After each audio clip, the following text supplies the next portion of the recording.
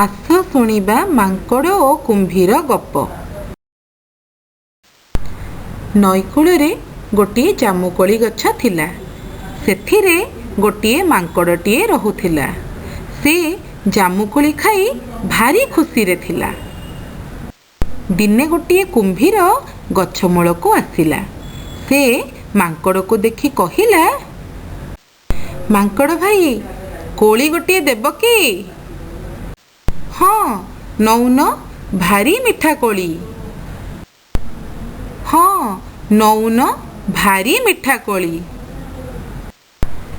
ଏହା ଶୁଣି ମାଙ୍କଡ଼ କହିଲା,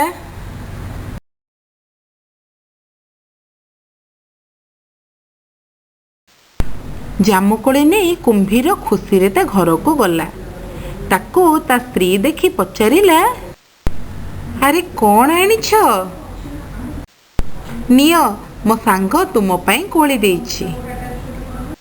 ବାଃ, କି ସୁଆଦିଆ କୋଳି। ହଁ, ଭାରି ମିଠା। କୋଳି ଖାଇ ମାଙ୍କଡ଼ର ସ୍ତ୍ରୀ କହିଲା, କୋଳି ଯଦି ଏତେ ମିଠା, ତୁମ ସାଙ୍ଗର କଲିଜା କେତେ ମିଠା ହୋଇନଥିବ। ଚାଲୁନ ତାର କଲିଜା ଖାଇବା। ହଁ, ମୁଁ ଯାଉଛି, ତାକୁ ନେଇକି ଆସିବି।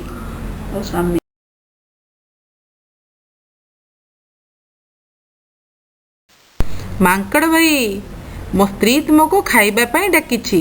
ଚାଲ ଆମ ଘରକୁ ଯିବା। ହଁ, ଚାଲ ଯିବା, ଭାରି ମଜା ହେବ। କୁମ୍ଭୀର ତା ସ୍ତ୍ରୀ କଥା ଶୁଣି ମାଙ୍କଡ଼ ପାଖକୁ ଆସିଲା ଓ କହିଲା, କୁମ୍ଭୀର କଥା ଶୁଣି ମାଙ୍କଡ଼ କହିଲା,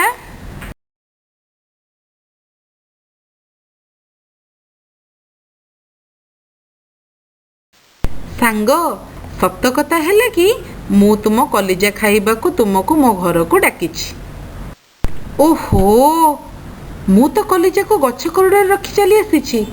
ଚାଲ ଯିବା ତାକୁ ଆଣିବା। ମାଙ୍କଡ଼ କୁମ୍ଭୀର ପିଠିରେ ବସି ନଈ ମଝିକୁ ଚାଲିଲା।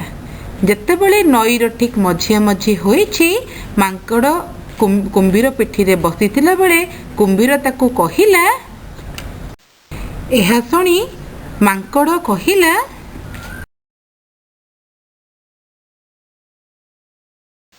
ତାପରେ ମାଙ୍କଡ଼ ଏବଂ କୁମ୍ଭୀର ସାଙ୍ଗ ହୋଇ ଗଛ ପାଖକୁ ଗଲେ।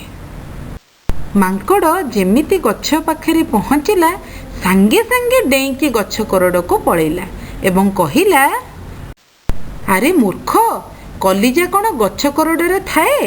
ଆଜିଠୁ ମୁଁ ତୋର ଆଉ ସାଙ୍ଗ ନୁହେଁ, ଯା ପଳା। ଏଇ କଥା ଶୁଣି କୁମ୍ଭୀର ମନେ ମନେ ଅନୁତପ୍ତ ହେଲା ଏବଂ ମନ ଦୁଃଖରେ ଚାହିଁ ରହିଲା।